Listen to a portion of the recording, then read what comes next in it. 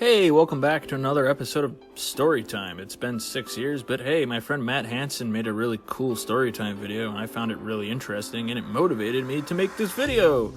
So I owe him that, so please subscribe to Matt Hansen, because he has better stories than 5th grade detentions and failed driving tests. So we are going to go back in time to 8th grade, where I was, still to this day, I would say, the Elon Musk of shitty ideas. So my first idea that led up to this was locker mail. And locker mail was pretty simple. It works better than the United States Postal Service. You actually get your mail on time, and your ballots don't get dumped into a ditch. But it was a lot of fun because, kids would write letters, or I'd write letters, and I would deliver them via the vent in your locker. You gave me your locker number, and I delivered the mail. And eventually, I was fooling around in class one day with my friend Jimmy. At least as I remember it, I believe he was the original roller. And I was messing around, and I was rolling a die, and I turned it into a little gambling thing. You won an amount of imaginary coins. Yay. But then other kids wanted to get in on it. And eventually my close friends joined in on it, and a bunch of other random kids that I'd never even talked to just joined in, and it ended up getting probably close to 30 kids before its ultimate demise, and it became the daily roll. And the daily roll was a thing that everyone participated in daily. It was a roll. Every day after school, and honest to God, I would actually roll the die for every kid that I texted. There was prizes 1 through 6. When it first started, it was just coins and lotto tickets. Lotto tickets were entered into a raffle at the end of the week, and you'd win whatever the lotto was that week of X amount of coins. And they would cost 7 coins each to buy a lotto ticket, or you can win them. But of course you could win other things too, like junk from my garage, nails that I found in a bucket that I used locker mail to deliver to a kid. I stuck him in the vent of his locker, and he got nails and I think Cheez-Its or some bullshit like that. Now that I think about it, that probably could have gotten me into a lot of trouble in 8th grade. But the daily roll was born, and it went on every day. What kept kids interested is they wanted to keep competing with the other kids that were in the daily roll. They wanted to be the richest person with imaginary money, which was as good as space cash in South Park. It had absolutely no value, and considering I wasn't willing to sell real things in exchange for coins, as, well, you guessed it, I didn't have an account myself. I was the one who was just banking all the people's coins. I was the one who ran the show. So what was I going to give up for fake money? Well, people would give up things to me for fake money. One of the best interactions was, well, there's this field that's on a farm that my friend lived on, and he caught me trespassing. And, we weren't close friends, we were more like acquaintances, but I used to love to cut through the field all the time. And I was cutting through the field, and he caught me. And he said, hey, you can't be going through here. And he's like, I got my little brother up there at the top of the barn or top of the house or whatever with a Nerf sniper rifle. His little brother was supposedly at a vantage point with a shot aimed at my head to assassinate me in the farm field because he caught me walking through the field. And he said, hey, you know what? Give me 400 coins, and I'll let you through.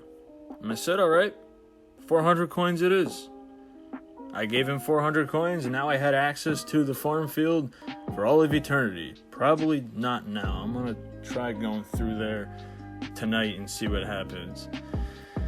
But anyway, things continued as usual, and I kept adding more updates, and more people kept joining. It started to get really ridiculous towards the end. Regularly there was just a few dumb things. Like, you'd get a blood on the dance floor party pack for 10 coins. What did you get with that? Like some random blood on the dance floor pictures and songs or something stupid. Stupid shit. It was all pretty much useless.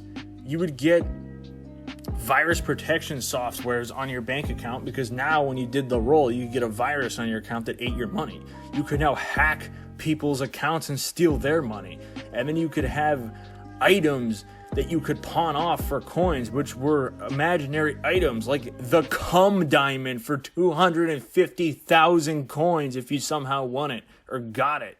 It was absolutely absurd, and the updates kept going on and on and on and on, and I actually had to code them with random encryptions like 1CV, which means a level 1 Coin Depot virus, or 2CV, which is a level 2 Coin Depot virus, a Facebook roll, which I guess you could roll on Facebook for real money or something. Like, I started to try to encourage people to spend real money on this somehow, or they could sell their coins for a cent each, but there was no way I had the money to actually do that.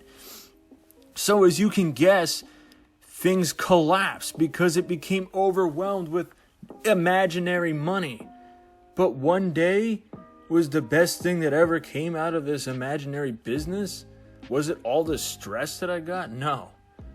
My friend Dylan actually gave me an iPod Touch. Now, it wasn't in the best condition, but it was a fully functioning iPod Touch for, I think, 10,000 coins. I gave him 10,000 coins for an iPod Touch. I gave him fake money for an iPod Touch, and it was such a win for both of us. And now he was the richest in the game.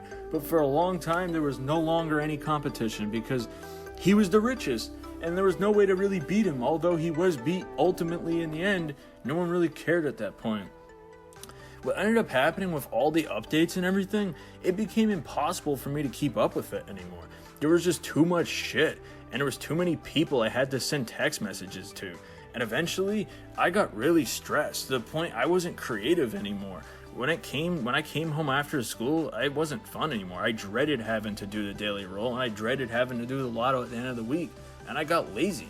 I would just do bullshit 1 through 6. Just random things. Like, I wasn't really creative anymore. Oh, here's 100 coins, or here's 0. Like, I didn't want to really put the work in anymore. And as you can imagine, after the competition was pretty much wiped after this iPod purchase and all the ridiculous updates, it became too overwhelming and it just kind of lost its oomph. People didn't really want to play anymore. It was no longer fun. Just like every fad, it died out. And people started quitting. They told me they didn't want to participate anymore and they wanted to back out.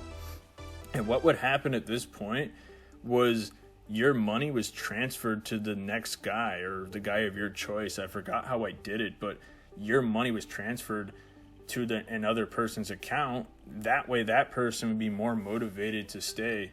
Now, to be honest with you, once this started happening, everything started collapsing, I didn't really want to do it anymore, but I also didn't want to let it go because I finally created something that was actually kind of cool.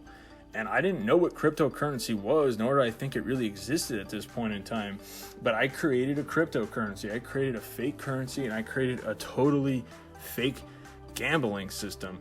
And it was absolutely cool. But people started to quit.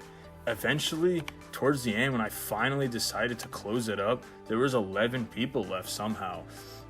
But these kids, I don't think they really cared anymore. Except for my close friends that were in my inner circle, these kids didn't really text me back or participate anymore. They were just kind of getting the rewards that they were getting, and even some of them got viruses on their accounts that they never took the time to clean out. Eventually, it was pointless and it became stupid, so I ended up closing the daily roll. It didn't catch back on freshman year. And I tried to relaunch it as Season 2, the Daily Roll, but it just didn't work and no one really wanted to do it anymore. And sadly, that was the end. And then I created a new Daily Roll between me and only a few of my close friends where we could actually exchange real goods, but that just got stupid too. I created a really powerful tool. And what was really interesting is this kind of became a bit of a social experiment. These kids competed and fought and argued with each other over money that literally had no value and couldn't really get them anything in real life besides the rare moments of them being taking coins in exchange for giving me something like an iPod Touch, or the rare moments they would possibly trade between each other. These kids competed and fought over a fake currency. Now, what's interesting about this is I feel like this could be done in a more effective and more intelligent way in the future in some way. but this was one of the craziest, most elaborate things I've ever developed, and I'm still proud of it to this day. But it's just sad how fun it was in the beginning for everyone and how it quickly died out and became too stressful for me to keep up with or anyone to care about. That's basically all there really is to this story, but I think it was a really cool thing that I did, and I'm very proud of it.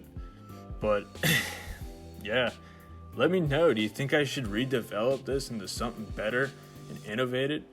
I don't know. Let me know in the comments. See ya.